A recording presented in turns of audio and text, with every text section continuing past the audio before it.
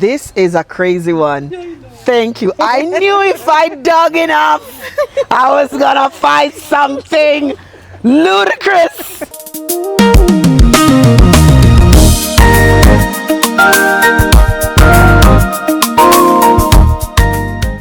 Hello everyone. Good morning, good afternoon, and good evening, and I'm quite sure good night somewhere. This is Apostle S. Constancia Kariuki coming to you live from my yard in Nairobi, Kenya. I've moved here. I've been here over a month. Please don't worry, everybody over there. I live here and I still live in the United States.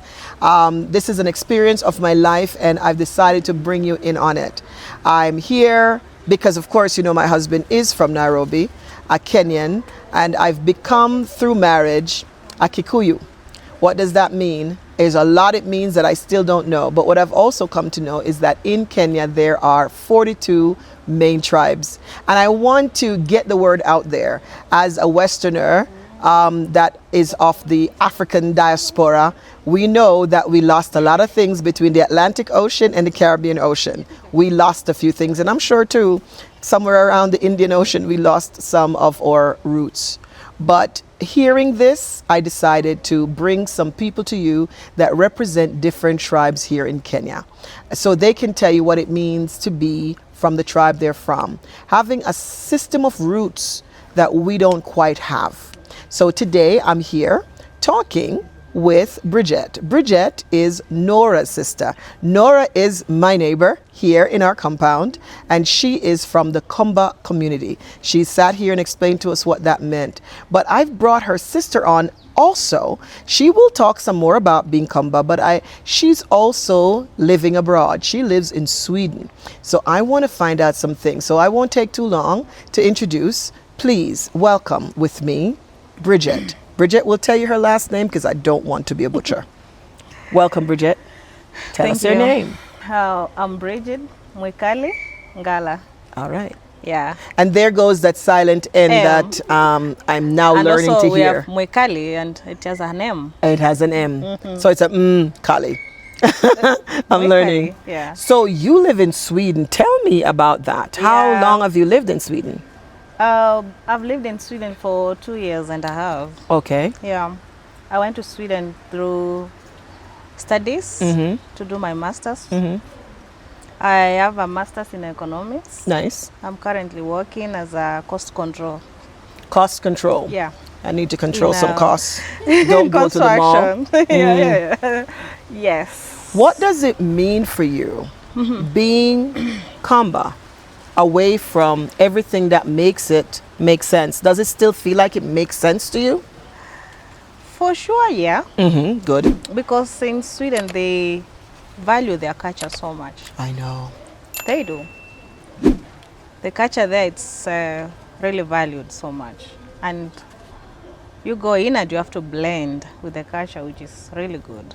Okay. We enjoy like midsummers, Christmas Eves, so many things. We don't like pay much attention to right here in Kenya, and also as my tribe. Wow. Yeah. What do you do to keep your tribe alive in your life, even though you're so far away?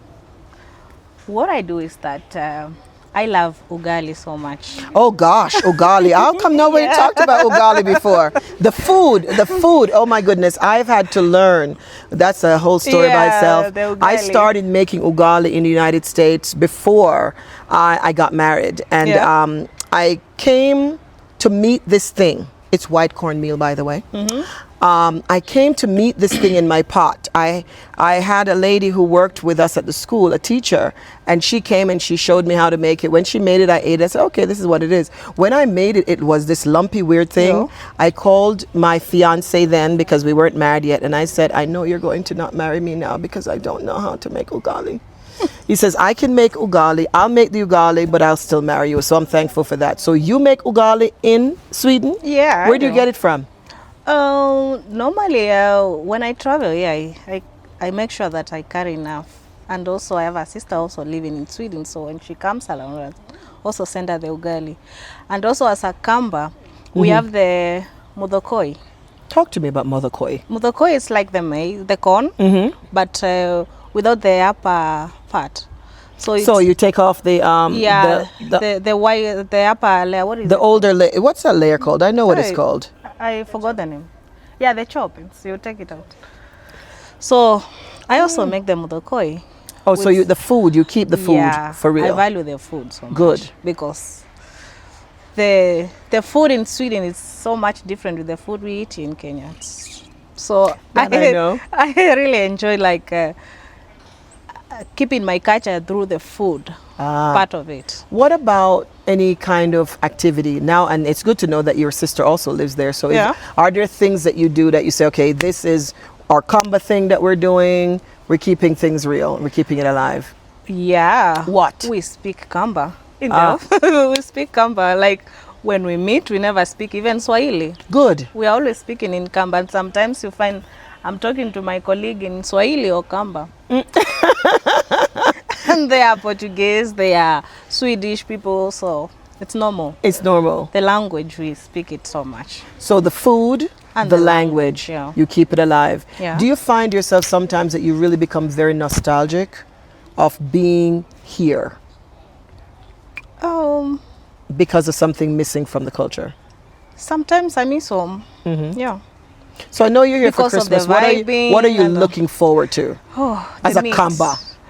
I'm looking forward to go and eat a goat, Hey. which is well grilled. Hey. Yeah. They do that.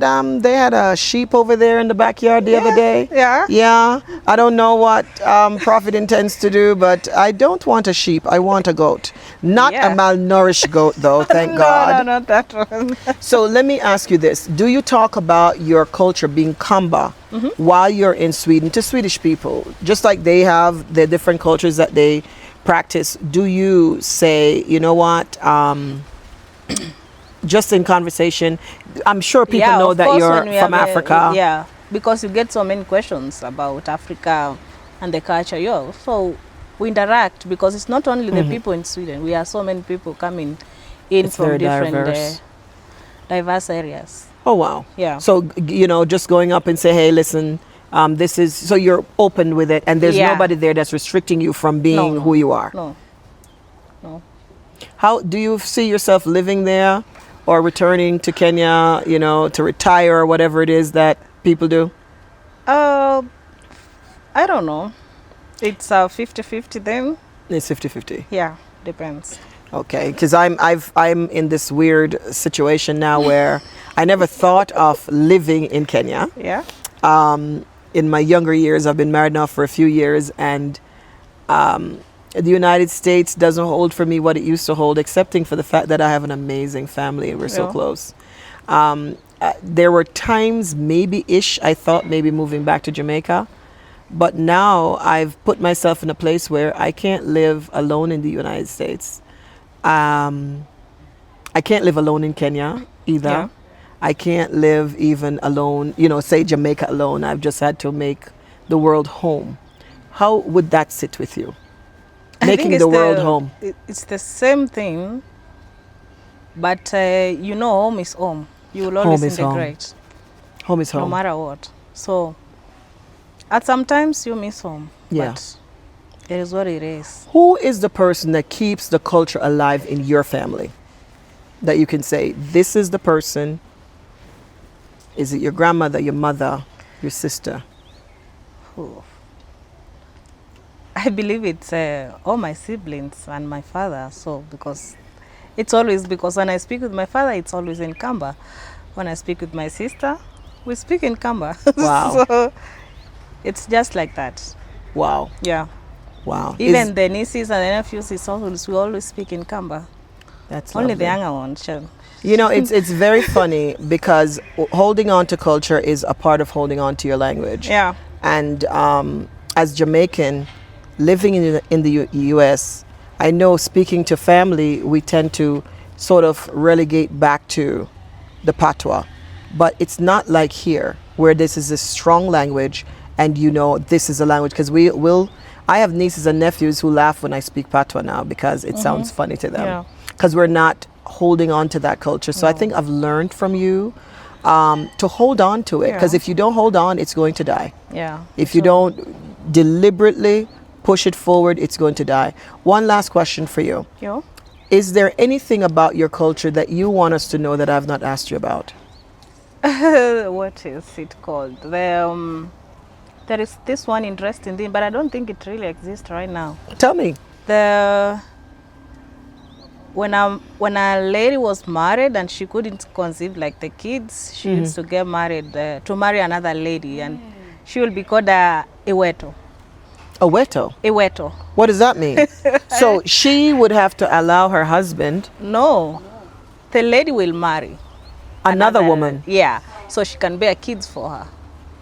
Hi. Yeah. It's also in Kikuyu. So the Yeah. woman marries a woman Yeah. so she can bear children for Yeah. her. Yeah. She belongs to the wife, not the husband. Yeah. Yeah, but I don't think these days they do it. I don't think it happens. But maybe in the village where they still uphold the culture, because we have some parts of the villages where they uphold the culture so much. This is like shock waves running through my American bones. Can you imagine, especially Jamaicans, listen, you another woman even sniffs near the man, she go and fight. Hey. Yeah. So this is like crazy. And also from a Christian perspective, it's like, what? This is like crazy, man. Yeah, and this time it's a lady marrying another lady. And then everybody's Yeah. okay with it. And so Yeah, does she go to the doctor and find out, listen, I'm unable to produce? Or what if it's the man that can't give the child? How do we know where to start? I really don't know how they used to integrate that. They into- always blame the woman. It's always the woman with the problem, so. To them. So why wouldn't the man go? I'm not saying it because I can't say those things. That's the, And then the child belongs to yeah, which wife? Which? to the first wife. The kids belongs to the first wife. So if the one who has the baby leaves, see, this is how my mind goes. I'm going to start asking other crazy questions Yeah. now. I think there's smoke in the air. My neighbor's having a nematoma. So if, say, the woman, the children are here, they send the woman away, the other woman. They the can kids just do, remain. the kids remain. The same culture as if a married wife like lives there as well, so you leave the kids there. They belong to that family. And the kids are okay knowing that this is my mother and the one that delivered me is not my mother.